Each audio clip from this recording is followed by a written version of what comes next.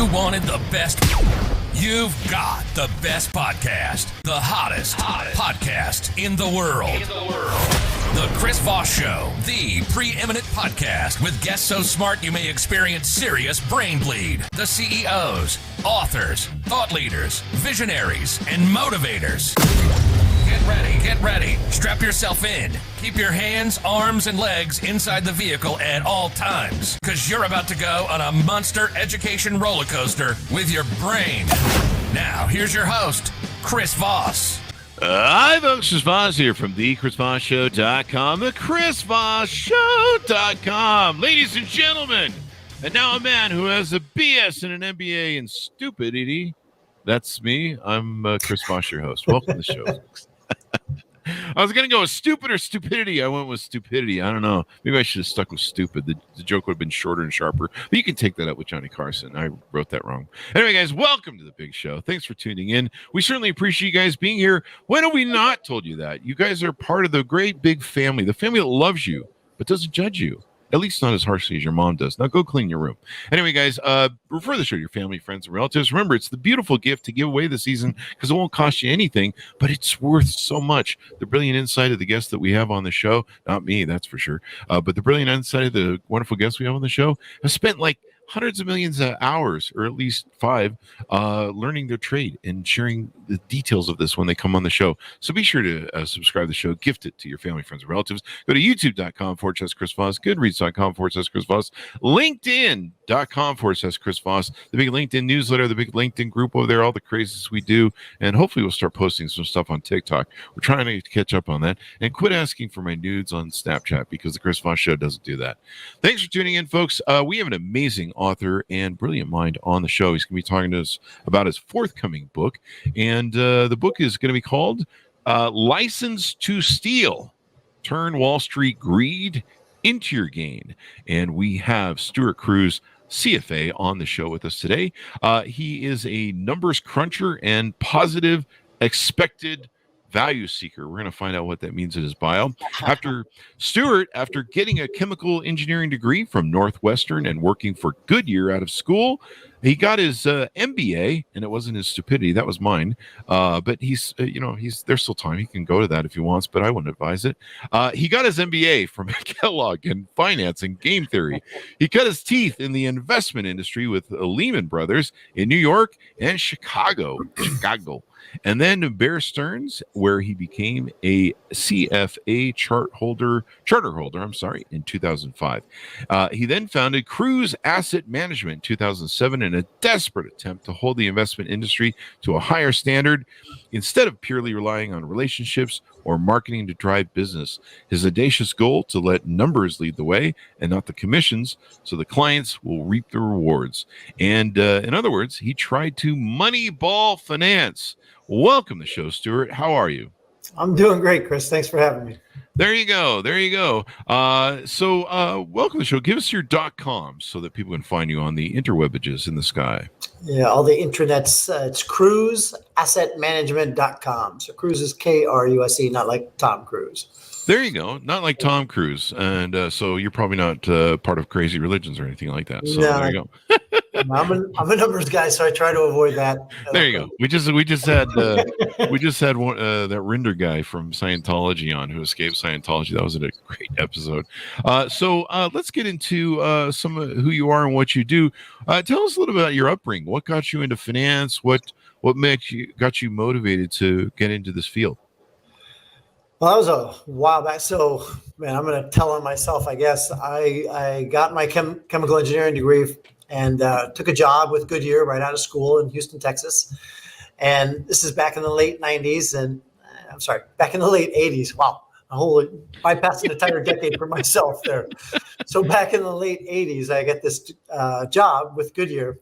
And I can remember, now this is back, think about this, nobody had a computer on their desk. Like nobody had one. In our plant, which was the second largest rubber producing plant in the world, the plant manager got this IBM PS2. So it was a 286 machine. He had zero idea what to do with this thing. So since I was the young kid, they gave it to me and put it on my desk. And then he said, can you write some software to help manage vacations and budgets and things like that. And I said, I can do that. And so I did that. And then what I wasn't supposed to do was upload all of the salaries of all of my coworkers that I could see. So that was supposed to be blind. But what I realized was my plant manager, the guy that I was working for, who was just about to retire, was making just a little bit less than twice the amount of money that I was making just out of school. Oh, it was just so. I said to myself, wow, I can work 35 or 40 years and that is my pinnacle. Uh-huh. Or maybe I take a different route and learn a little bit more about money. There you go. That's what I did. So I ended up leaving chemical engineering. I got my MBA and then got into the world of finance after that. Yeah, most people don't do chemical engineering and then move into stockbroker and Wall Street trade and all that sort of stuff. Did you work? Let's see, you probably left Lehman Brothers before the final end, right? Yeah, I did. And actually, at that time, so I left Lehman to go to Bear Stearns, and that was in 2000. Mm-hmm. And I left Bear Stearns in January of 2007. So for any of those people that were really following along at home, January of 2007, everything was hunky-dory at the time. Nobody saw any inclination that there was any problem in the markets. In fact, I left 2 days after the very peak of the Bear Stearns stock price. Oh, wow. So my recollection is correct. It was trading at around $176 a share at the time. And what it ended up with, I don't know if you remember seeing this picture, it was a $2 bill taped to the outside of the Bear Stearns office because they were Jamie Dimon was supposed to buy Bear Stearns at $2 a share. Oh, wow. That was the agreed upon. So it lost 99% of its value from when I left. So, I take that as they couldn't deal without me. There you go. That's hilarious. Yeah, maybe when you left, man, they lost their key asset and they just went down. That's crazy, man. And so you went and started in 2007 your own investment company? Yes. Mm-hmm. So when I had left, everything looked great and actually looked like it was somewhat unstable because these large investment banks were doing fantastic and I was going off on my own. But there were some personal reasons why I left, but also there were some very fundamental things wrong with what I thought was with the brokerage industry. And so just by way of example, and by way of maybe even a joke, I play basketball with some guys and that still work in that field. And one of the jokes he told me was that when he has to get up at 3:00 in the morning to get a glass of water because he's thirsty, compliance hands him the glass. So he doesn't have any freedom. And when I was at Bear Stearns, like they were contemplating getting rid of email not because it was better for the client or it was better for anybody. It was just so that somebody didn't type something inadvertently that was incorrect and that they would be held to that particular contract, if you will. Oh. Like if I said, hey, what's the price of Apple trading at? And I said, well, Apple's just good. It's at 101 and I mistype it. And then the client says, you need to fill that price at 101, even though it's trading at 150 or 129 or whatever it is. So somewhat ironically, it wasn't, a broker that brings the firm down. It was the upper management making poor risk choices that brings all the firm down. But so I wanted to go off on my own, which is a business model is a fiduciary model. It's you have to put your client's needs first. You have to do what's in the best interest of your client, as opposed to giving them something that's suitable, that's okay, but that's very protective as a firm. There you go. So you start your own firm, but you're on the cusp of what turns out to be one of the greatest kind of stock market sort of investment firm crashes of all time. What is that like? Yeah. So that happened to me twice. So I got my desk originally at Lehman Brothers in the late 90s. So in 1999, I went through my training at Lehman Brothers in New York. I came to Chicago, got my desk in November 1999. Everything looked fantastic. And then the market peak, I want to say, was March 9th of 2000. So I had my desk for 3 or 4 months, and then the dot-com crash came. Yeah. And I spent the next 3 years trying to build up my book of business and my contacts in a declining market. And then, so not to outdo myself, in 2007, at the peak of the financial markets and the whole mortgage-backed security bubble, if you will, I left in January, and then I think it was 3 months later, 2 Bear Stearns hedge funds that were based in mortgage-backed securities went from being priced at roughly 100 cents on the dollar to overnight being priced at 0 cents on the dollar. Wow. And people were like, what has happened? And ultimately, those hedge funds failed, and I had already left Bear Stearns, but the market still didn't realize what was happening. Yeah. And so I even had clients saying, "Is my money safe at Bear Stearns? Is everything okay?" And I said, "Well, your accounts are segregated. Your money's fine. You weren't in those hedge funds. You have nothing to worry about getting your money back." But then, not much very longer after that, the banks started failing. These large hedge funds started shorting Bear Stearns, started pulling out their capital. There was kind of an institutional run on the bank. We can get into all that details, but then for the next 18 months, while I was starting Kruse Asset Management, the financial markets were in another 1 in 50-year event decline. So we saw 2 of those events in like 20 years. I was smart with the .com thing. I made a lot of money doing the .com game, and I knew the top of the market and called it and pulled out everything. You're awesome. Top. So you didn't get that BS and stupidity like you said. No. In fact, I helped my mom make a bunch of money in it, and it wasn't that hard. I mostly just put her in AOL and I think Home Depot or something back then, and AOL was splitting like it, every 5 days or some crap. I don't know, it seemed like it, but it was just calling the ball. I just felt like it topped out of the market, and once it started going down, I'm like, this is gonna keep going. It's like Bitcoin. You're just like, I'm pretty sure it's peaked, which is probably what I did back then. I was probably peaking. So you start your own company, 2007. Was it a bit of a struggle? What was it like starting your own business, being an entrepreneur? When you start your own business, I think as every entrepreneur will attest to, and I started small and bootstrapping it, and we're still a very, we like to say small but mighty team. Every decision is, do I do it myself? Do I outsource it? Do I, create some sort of tool to do it? So, the first day you're changing, you're setting up your printers and your technology and taking out the garbage and everything. So it was a challenge trying to figure out all of that and what's the most efficient way. Now, I think my advantage in the marketplace is technology and using my engineering degree to help make things more efficient, make the analysis more efficient, systematize events, systematize the way we look at portfolios, systemize the portfolios themselves. Not that they are cookie cutter, but it enables us to get to the information that we need much more quickly. There you go. Let's dig into your book a little bit, and then we'll come back to at your company and get into some details of what they're doing. The title of the book that's coming out, what's the release date on this, by the way?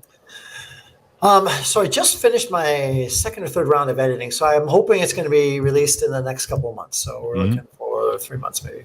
There you go. License to Steal, Turn Wall Street Greed into Your Gain. Why did you title the book that way? So to me, this was a great story. So as I mentioned, I trained in New York. So I'm at Lehman Brothers, and we probably have a class of 100 would-be brokers at the time.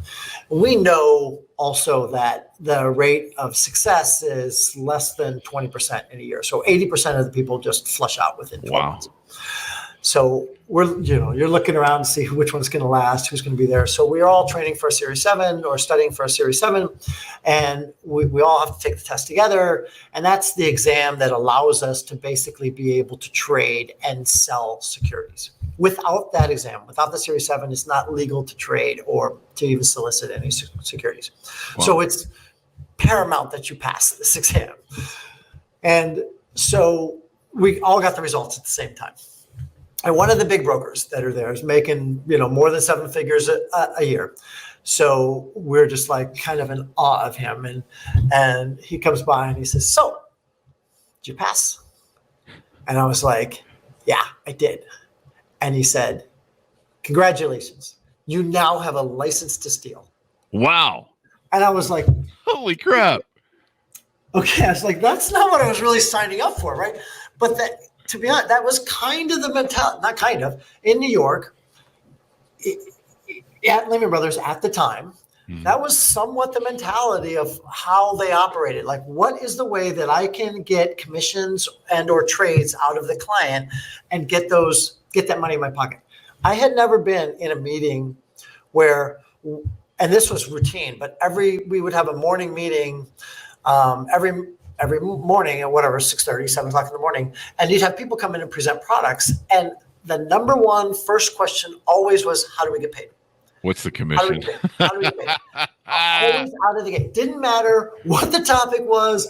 If we're launching an internal product, or how do we get paid? What's the payout? What's the structure? And that was just the mentality of, and it wasn't, can we do right by our clients? Can we make them more money? Can we make sure their life is safer and secure? It was, how do we get paid? And so it was like, you have a license to steal. And I thought that was a politician line. Oh, yeah, should be both.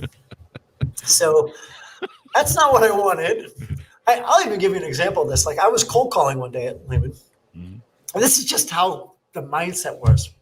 I was cold calling, and I called in to somebody's wake. I literally called in. Is Mr. Jones there? Can I ask who's calling? This is Stuart Kruse with Lehman Brothers. Did you know Mr. Jones? No, I'm just calling for blah, blah, blah. Mr. Jones just died. Yeah. I am terribly sorry about this. I am so sorry. My condolences. My heart goes out to you. I'm sorry for the interruption. Click, and I hang up the phone, and I'm like, so then I go to one of the guys, and I'm like, oh my God, I just called into a funeral. And they said, did you ask about the estate? Did you ask about the estate? No. Do you need help managing that money you just inherited? Yeah, I mean, there's money in motion right now, so I can probably help you with that. That's the mentality, right? Yeah, and it was That's not the mentality I wanted to be a part of. It was a crazy time. I mean, we were talking pre-show about the "greed is good" line from Ivan Biosky. Most people don't know that comes from they used that in the Wall Street movie with Michael Douglas, but it comes from Ivan Biosky. And this was the '80s when I took my my schooling for the license for become a stockbroker. I picked the wrong time to do that too, because Black Friday wiped out the brokerage that was going to take me on. Or Black Monday, Black Friday, Black Monday. Was it Black Monday? Actually, I always get those 1987. I always get those confused too. I always say Friday, and I think it was a Monday. I'm mixing the Monday with, I think it was Black Monday. But yeah, it wiped out the little trading firm that I was going to join. But back then, the penny stocks were like crazy. Like Denver was this hub of the most insane penny stock sellers. Yeah. One of my friends worked for the Wolf of Wall Street, Wolf of Wall Street, a firm. Back in the day, and this is the day when it was crazy what they were making commissions. And that was kind of why I wanted to be a stockbroker. The greed is good era. The rips.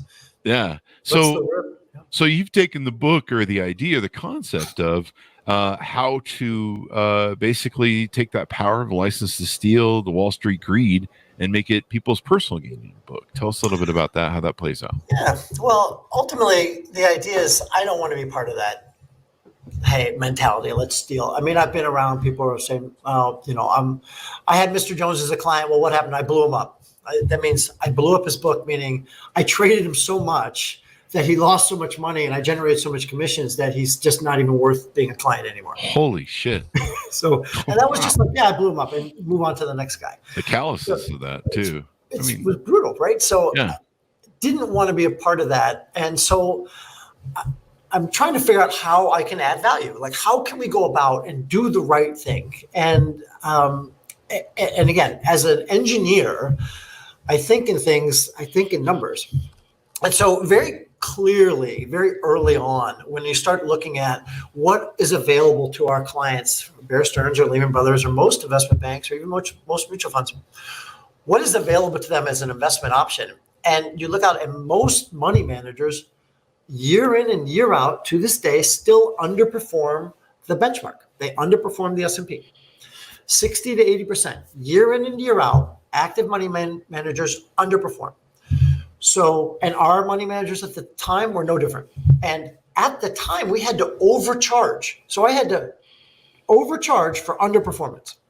Wow. And I said, because of the name, there was an amount of inherent safety and security. And the only saving grace of our industry to some extent is that individuals tend to do worse. They tend to trade so much and be so emotionally involved in their own money that they tend to underperform inflation. So they eat up their own purchasing power, where at least the professionals, while they underperform the benchmark, they do better than the individuals. So there is some value add depending on, where your point of reference is. But if I said, why can't I just tell the client to buy the index, the S&P 500, and they outperform our money managers? We don't have to overcharge them. You could do that, but you don't get paid. Yeah, there's no crazy commission on it. Right. So what are you going to do? And I was like, well, okay, I either have to get out of this industry or have to figure out a different way of managing money. And so this is back prior to, I've had a couple of these prior to there being, where there's data everywhere. So this is in the early 2000s. People had computers, but there wasn't big data out there. So I said, well, if I were managing money, I would not use the methodology that's out there. Like you have all the analysts out there and all the economists, and I'm really, playing our industry down. But there's a joke: why do God make economists? Well, to make the weathermen feel better about their predictions. Oh, I never heard that line, but that's a good one. I like that. Yeah.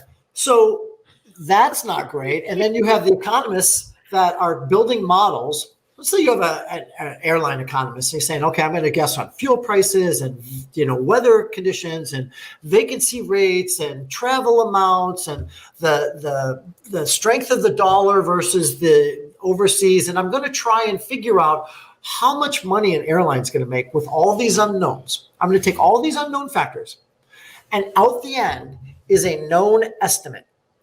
And so as an engineer, one thing I know about any model that I build, the only thing I can tell you about that model is it's going to be wrong. Like I guarantee you a model with a bunch of unknowns out the other end is going to be an unknown quantity too. But you're just trying to see how the levers work. Like if I change this, what happens to that? Where's the sensitivity? Where's the stress test? But I'm certainly not getting an exact number out the other end. But that's how Wall Street treats these analysts when they come up with the earnings. And when you look at the data, the earnings estimates tends to be no better than statistical noise. It tends to just be a crapshoot. And so to pin all of the stock price on analyst estimates, because they have access to the CEO and all this stuff, when you look at the actual result, they don't do a great job. And in fact, back in the day, especially when I was there, the investment banking side made so much money that the private client services group was a rounding error. So when it came to putting down recommendations for a stock, do I buy Apple, sell Apple, buy Cisco, IBM, what have you, they were only putting buy ratings on the companies they wanted to do iBanking business with. Because if you had a sell rating on that company, they weren't going to do any business with you. And it didn't matter from the personal client's standpoint what was rated on the stock. Like it didn't help you. So if you looked at the data, the buy ratings underperformed the sell ratings, and the strong buy underperformed the buys. So it was upside down. Wow. And if you think about it, like all the strong buy ratings, all the analysts had already upgraded the stock. There's really no place for that stock to go. So if you see a strong buy rating, then you should kind of sell that stock. Like if it's just everybody's in, then there's no place for upside. And as a basket of stocks, sometimes that company is going to fall from grace. They're going to miss the earnings, and that's why they get killed. So my options are to try and outsmart that system with all these analysts, and I certainly didn't have the resources to do that, or to do it the way I would do it as an engineer and just look for fundamental characteristics of companies that tended to outperform in a period of time. So you look at characteristics like PE ratios, price to earnings ratio. Do you buy high PEs where I'm paying more for a dollar of earnings? They tend to be very growthy companies. Or do I buy low PEs, which tend to be more value companies that are making more money? Yeah. I didn't know the answer to that question. Yeah. So I did the work. I did the math. And I found out that over time, in any 3-year rolling window, buying a basket of low PE companies tends to outperform about 2/3 of the time. There you go. Price to earnings ratio. Yeah. I'm like, I like it. Now, you have a 3-year window where by definition or by the research, 33% of the time you're going to underperform. Then for 3, 4, 5, sometimes 6 years, that strategy won't work. No clients are going to wait around for that thing to work after 5 years, right? So you needed to do more than just PE ratios. So what my book talks about is all of the research that I did. And I looked at hundreds and hundreds of these characteristics. And this was back before, again, big data was available. So PE ratios and price to book and price to sales and asset turnover and having some debt and, momentum. And so anything I could think of, second derivatives of this, PEG ratios, is the growth rate increasing in growth? Is it decreasing? Is it peaking out? Like, what's the slope? I looked at everything I could think of. And then when I found a characteristic that tended to work over time, I kind of put that in my vault and collected them as factors that work. And then I built a model of those factors, eliminating factors that were overshadowed by other factors. So my book outlines all that research, what things tend to work over time, and how you can buy stocks using that strategy. And probably no surprise, but a lot of these strategies line up with a Warren Buffett-esque type of mentality. It's kind of more about that long ball, though, a little bit, isn't it? 100%. And that's really what he does. He usually buys stuff and holds it into eternity, and he just tries to make really good bets, to my understanding. So basically, it helps people give him your recipe of a license to steal and how to turn Wall Street greed into your gain.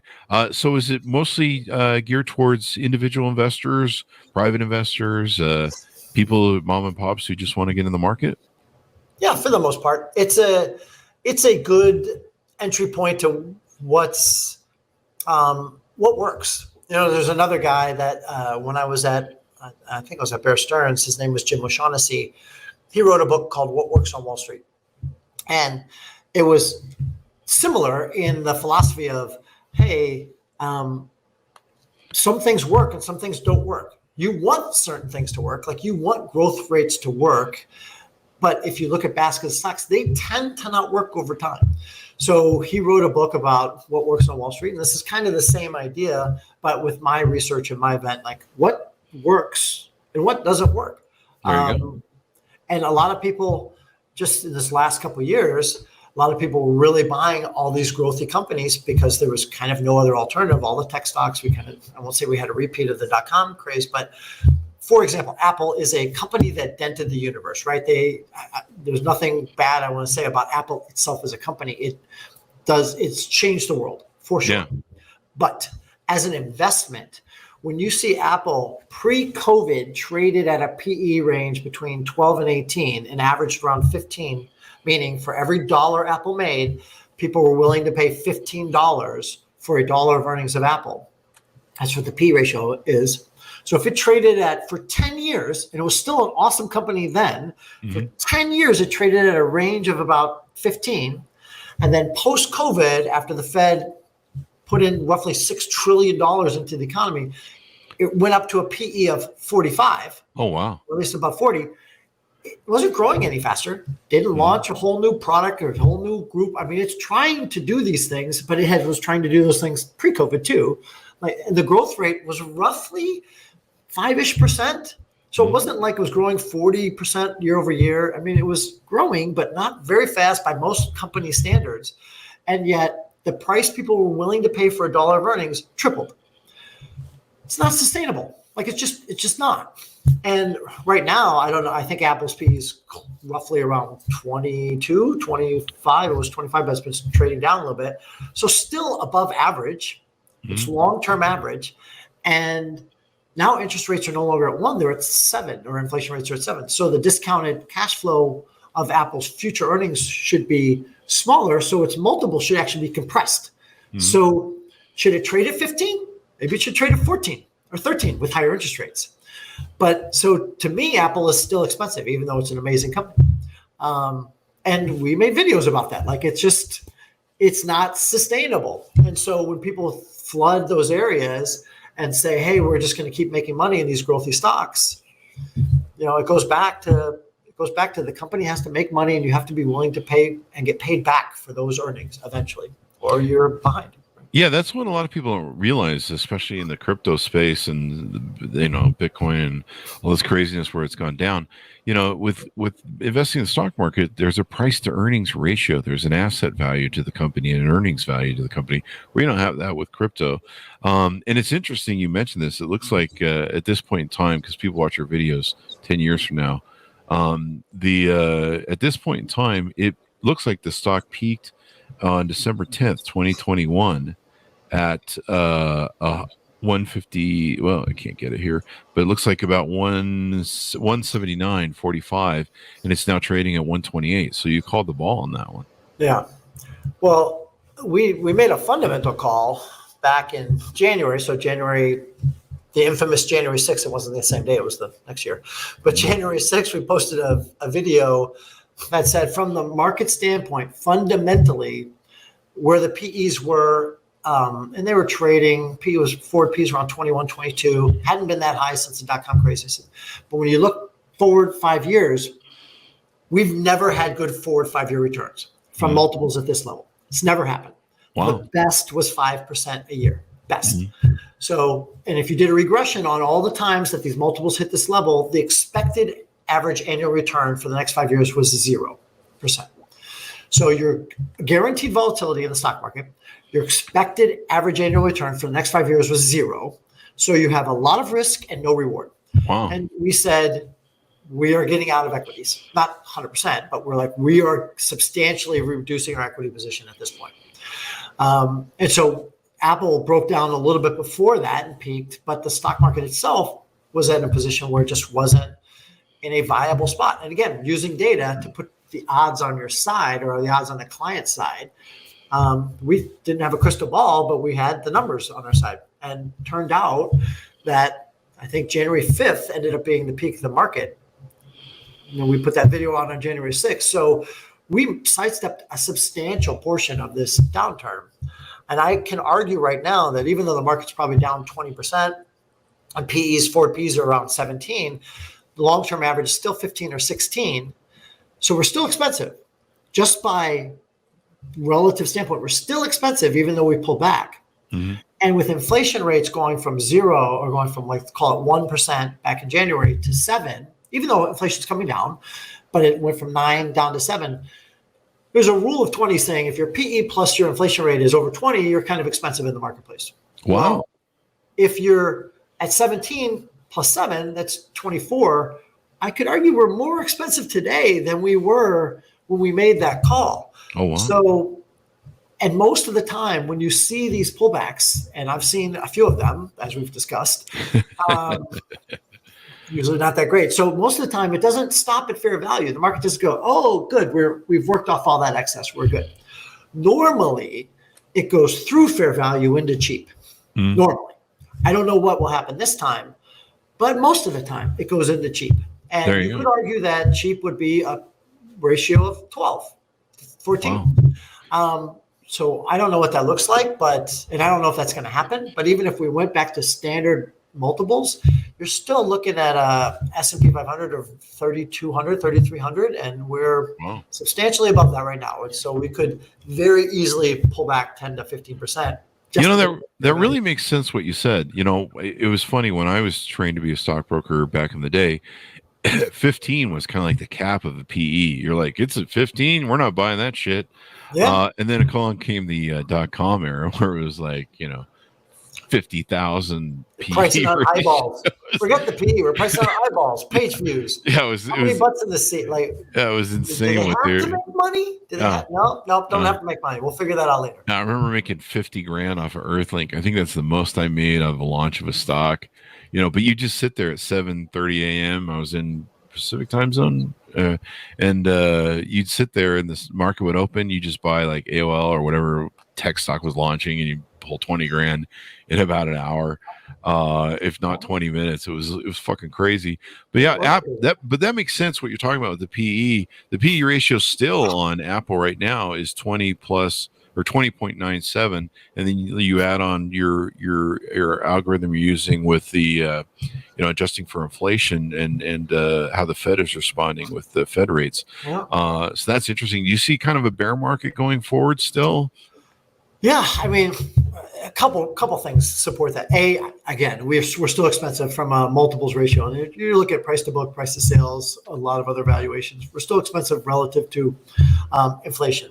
And people are justifying these high multiples when inflation was low, but now inflation is higher than it is average, than it has been long-term average. So can't really justify any high multiples anymore. Now, one of the other things you talk about in your book is non-financial related activities. Talk to us a little bit about what that's about and what you advise people on doing. In my book, is that what you said? Oh, okay. So this is just you personally, your non-financial related activities. Oh, mine. You jumped out of a plane more than 100 times. Yeah. You're all about enjoying taking off in more than 100 planes that I've landed in. So that's for sure. I used to do those formations. I haven't done them. Now, was that on Southwest recently? There was a big kerfuffle with Southwest. That's why I did it, So just in case. Just in case you got that skill down. You're like, hey, we all got to bail on the plane and pull one of those. Who's that guy who jumped out of a plane in the 80s? They still haven't found. But you got to jump out of a plane 100 times. I need to go do that. I want to do the jump out of a plane thing. I'll tell you, I had a skydiving club in college. So I went to Northwestern. Our mascot is the Wildcats. So we were the Sky Cats. And jumped out of – I couldn't afford to buy my own jumps at the time. Like, they're an expensive sport. So we would get a bunch of first-time jumpers, and we'd travel out to Skydive Chicago, or it was in Sandwich, Illinois at the time, and take people skydiving. Usually after they lost a bet or they have a hellacious hangover, from drinking the night before because they think they're going to die. Yeah, they all get there and they go through. Skydiving is an amazing cure for a hangover. I'll tell you that. Really? I don't think I want to do one on a hangover. Yeah, if your mind is clear, then you're just. I'll bet. Pretty much. Your God. So we had two very specific groups of people. Some people that always wanted to do it, like yourself, Chris. They always wanted to do it. Let's go do that. They have invariably loved it. Every single one. Loved it. Can't wait to go again. Can we sign up? Can we go again right now? It was amazing. Fantastic. Now, most people didn't go again, but still, they're just like on a high. And then there were those that like lost a bet or were going in support of somebody else or just got some crazy idea or they were just trying to check something off the box. Like, I can't believe I'm doing this. There's no way I should be jumping out of a perfectly good airplane kind of thing. And they all hated it. They're like, I'm glad I went. That is never happening again as long as I live. That was the most terrifying thing on the planet. So I think it's a blast. It feels like flying. Like, once you get out of the plane, you feel like Superman. You can just fly around the sky. Fly through the air. It feels amazing. It's really pretty great. I got to go do that. I love the feeling. My favorite feeling in the world, one of my favorite feelings in the world, I guess I have a couple. You should have at least some in the bedroom. But my favorite feeling in the world is that moment that you're on an airplane and the moment it takes flight and you feel the air or the wind, whatever, take the wings and that power takes over. And you're no longer on the ground, but you feel that like you're fine. But it's like that. It's that feeling of the wind and just taking off, and you are now airborne. And to me, every time I visit it, and I just sit there in that moment of presence and go, "Wow!" So as we round up the show, let's get a plug in here. Let's talk a little bit about your company and how you can help people, and those who are listening, maybe how they can reach out to you and maybe help you manage their money. Yeah. So we do two things. Obviously, we do everything quantitative on our side. So all the stocks we buy, all the ETFs, the calls we make, when we build models, we only use what we consider to be in favor asset classes. So stocks were out of favor last year. So we were not particularly solid in stocks, but what was in favor were commodities. And so we didn't allocate everything to commodities, but we had a healthy exposure to commodities that have done great. Energy was in favor. Right now, silver is in favor. So when we build a model of somebody's portfolio, we use only in favor asset classes, and that's basically derived from relative strength and momentum. Relative strength can be thought of like this, like we're in football season, and so we're about to make the playoffs. So if we said next year, which teams do you think will do well? The teams that made the playoffs in this year, or the teams that didn't make the playoffs this year? Or do you think the teams that didn't make the playoffs, like the Bears, are they all of a sudden going to do awesome? Or are they going to have to continue to build up? And the teams that made the playoffs, are they going to continue to do well? Mm-hmm. Well, most people, even if you don't watch football, they're like, well, the teams that did well are probably going to keep doing well. That's relative strength in the stock market, and it works. There's a reason why companies are doing better than other companies. There's a reason why they're not losing as much money. And same thing for countries and sectors and segments of the market. So let's say like Turkey and Thailand, I am not an expert in those areas at all. I would not even call myself an expert in the United States stock market. It's just too broad to understand. I've been devoting my life to learning more about it, but how are you an expert in this? How could I be an expert in an area that I just don't know anything about? But I can follow the money and I can follow the relative strength. And when those two countries from an ETF standpoint are turning up, that's usually from the math, it says it's a good place to buy. So that's what we do. We initially will build clients' portfolios using math and statistics, first from a top down, looking at all asset classes that are in favor, and then we'll use those to build a model. And from the bottom up, what are the fundamentals of these areas? Like fundamentally, is the market cheap or expensive? And then over and underweight according to those fundamentals. So again, one of our odds is kind of a kitschy little thing, but it's a math thing. I've got a poker chip that says put the odds in your favor, right? So people feel like investing can be a gamble, and it can be a gamble if you're on the wrong side of the odds. But while the house doesn't always win, the house plays enough hands with the odds in its favor. It's a mathematical certainty that will come out on top. And that's what expected value is. So you started like, we'll find out what expected value is.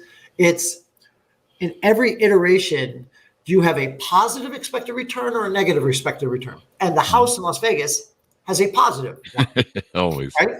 They don't win every hand. They lose a lot of hands and lose big money. But if on average they're expected to win 52% of the time, then their expected value or each expected transaction is positive. And that's what we want to do with our clients, is have each expected transaction or investment to be positive because the odds are on their side. There you go. What's the best ways they can reach out to you if they're interested in working with you guys? Yeah, so you can reach us at LinkedIn. I'm at Kruse. A lot of things are Kruse AM. So LinkedIn at Kruse AM. I have a YouTube channel at Kruse AM, or Stu Kruse, STU, KRUSE. I was going to say the other thing that we do that might be interesting for your people and your audience is we also have a virtual family office platform. So what that means is my clients tend to not need a family office. And the family office is somebody that's so wealthy, they have a team of financial professionals looking after their money. Investment advisors, CPAs, estate planning lawyers, whatever. You need to have hundreds of millions of dollars to afford that payroll to make sense. But some of my clients need some of those services some of the time. And so we have a team of 50 professionals that are on our network, basically on our platform. So if you need tax mitigation services or advanced estate planning or cost segregation studies, or you don't even know what you need, we do a diagnostic to say what area in this family office might be helpful to you. Can we reduce your taxes? Can we help you with your estate planning? Can we do XYZ? And then we bring these experts in with your CPA, with your other trusted centers of influence, and operate as a team, as opposed to just in my little silo. You have a team working for you to help take advantage of an opportunity or a section of the tax code or what have you. There you go. Yeah. And then you also have your website. I believe this is it, cruseassetmanagement.com. That's right. There you go. People can find that and join up. Well, this has been really interesting. I love your PE, price to earnings ratio, for those who don't know what that is. I love your PE effect because it makes sense. It makes sense that the inflation and the Fed rate should adjust to that. You know, I had a mortgage company for 20 years. I know how painful that Fed rate can be. You know, now we're seeing that pain again. And, you know, we've seen massive downturns to the market, et cetera, et cetera. Any final pitches or tease outs on your book you want to take and make? I don't know about my book, but what I'll say is, you know, for those investors that are out there, and you asked me, and I didn't quite finish what's going to happen. We think that the market's set up for another downturn. Wow. And that once we get into this recession, which, you know, should happen, the market usually bottoms out prior to that. So we're looking at a bottoming in the first quarter or so. Mm-hmm. So then, you know, we'll see through the recession and we should be off to the races. But there you go. Yeah. There you go. Yeah, I love the price to earnings ratio thing because I remember just being beaten into my head that, you know, 15 is the top PE back in the day, and it seems like that almost seems like it's still going. I was looking at Tesla. We were discussing stuff, and I've got friends that I was talking to a friend yesterday who's taken a beating on this. But Tesla peaked at November 5th, 2021. 407. It now trades at 121, and the investors, of course, really mad at Elon Musk for taking over Twitter. But I don't think it would have had much of effect. It looks like they're still trading at 37.36, so they're still really high on their PDE ratio. Right. Yeah. You know, I mean, Elon Musk is a genius. There's no question about it. It's just a matter of, I mean, I've had some people say, are we actually watching somebody that's unraveling? Like he's definitely been somebody that has succumbed to, we'll just say, some mental ping pong back and forth from time to time. And, you know, just taking on this Twitter is obviously a distraction. I mean, how could it not be a distraction from the main point of view? And if you've got Tesla and you've got people betting on him to make Tesla great, and they're betting on the come, right? You know, as you said, the PE is too high. They're making money, not necessarily because of their cars. At one point, they were valued more. Tesla itself was valued more than all the other auto companies combined, and they were selling like a tenth of, maybe even a 20th of all the cars. Wow. So it was a maddening kind of valuation. So they're clearly betting on the future. And if your CEO and your genius behind this is unraveling, or at the very least distracted, that doesn't bode well for Tesla at all. Right? Yeah, definitely. And it seems kind of interesting. Like, people don't realize the stock market usually is predicting a year or two into the future. And so you've got to realize that when you're pricing this stuff in. Yeah. It tries to look forward. And I think it's more like maybe 9 months, but it tries to look forward as a discounting mechanism. Okay. And that's kind of what I was saying is, if we're going to have a recession in 6 to 9 months, the stock market right now is looking into the recession. Yeah. But as we get closer to it, it will look through it. So that's why it tends to bottom out prior to the economy bottoming out. But we haven't even figured out whether we're going to have a hard or soft landing. The Federal Reserve has raised interest rates 4.5%, you know, in a very quick period of time. And the reason why Powell's doing this is because the Fed has never successfully been able to combat inflation with the Fed funds rate below the 2-year Treasury. And we're just now even. So he was raising it fast and furiously to get above the 2-year Treasury. So I actually think he's doing a good job. The problem is, here's the analogy. It's like he's trying to drive the U.S. economy with data that's old, and knowing that whatever he does isn't going to take effect for 6 to 9 months. So it'd be a little bit like driving your car, and when you turn the steering wheel, it doesn't turn for 9 seconds. But then what you're looking at in the front, out your window, is actually 3 second delay. So you're seeing cars come, and you're like, okay, I'm going to turn, and then you have to. So to get it right, I think is just ridiculously hard. And if he does get it right, it's going to be dumb luck. It works great when the road isn't changing in front of you, right? Yeah. But if you have to turn that steering wheel or make an adjustment or put on your brakes, and nothing happens for several seconds, and all the data you're getting is delayed data, how do you do it right? I just don't know. I just don't know how that's possible. Yeah, and they really messed it up. They waited way too long to start I adjusting agree. rates. They waited maybe 6 months to a year too long. They I should have been 100% they agree. should have been after it during the thing. But it's a hard balance because you're trying to not do a 2008 again with the Yeah. the COVID thing, where the economy came to a screeching halt. You're trying not to do that. You're Yeah. trying to throw money at it, and we kind of maybe threw too much money in it. With the bailouts and stuff and the spending. But I don't know. It seems to work. It's really interesting what the future of quote unquote recession might be, because we have the flip side of it where the baby boomers appear to have left the job market. A lot of Gen Xers bailed out early too, and they're not coming back. And so we have this high demand for employees and growth. I mean, they're throwing up buildings all over my place up here in Utah. There's like just stuff everywhere. Yet every company has got a sign up going, "Hey, we don't have enough people." I went to a restaurant last night. They had one server, and they're like, "Please be patient because we just have one server. We're desperately trying to hire people." And I'm like, I just passed like 5 fast food restaurants that are being thrown up like it's going out of style. And so it's going to be really interesting this recession, because we're going to, instead of having a 10%, 8 to 10% unemployment, we're still going to be probably at, I don't know, 1% or whatever we're at now, in this employment demand, but we'll have pricing coming down from, deflationary measures. So it's going to be really interesting. Hopefully it does make a soft landing. I would hope. I don't really want to see a crisis. So it's a really weird place to be. Like, you're just like, wait, we have high employment, but we're going to have recession. Full employment. What the fuck is this? Soft economy, and everyone's still got jobs. Yeah, it'll definitely be interesting. Well, it's been wonderful to have on the show, Stuart. Thanks for coming by and talking to us about everything you do. Give us your plugs, your .coms, wherever you want people to follow you on the interwebs.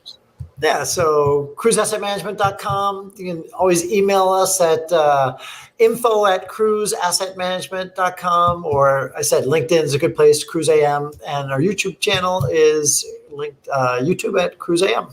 There you go. And order up the new book. I'll let you read us off the title. Go ahead and shoot it at us. Yeah, the title, License to Steal, How to Turn Wall Street Greed into Your Gain. Hopefully it's to be out in a couple months. There you go. Watch for it to come out on Amazon or wherever fine books are sold. Thanks for tuning in, my friends. We certainly appreciate it. Thanks for coming by the show, Stuart. Thank you much. Thanks for having me. There you go. Also go to our sites on goodreads.com/Chris Voss, youtube.com/Chris Voss. Every place, just search for Chris Voss, The Chris Voss Show. We're pretty much everywhere except for that other guy. Thanks for tuning in. Be good to each other. Stay safe. And we'll see you guys next time. And that should have us out, man.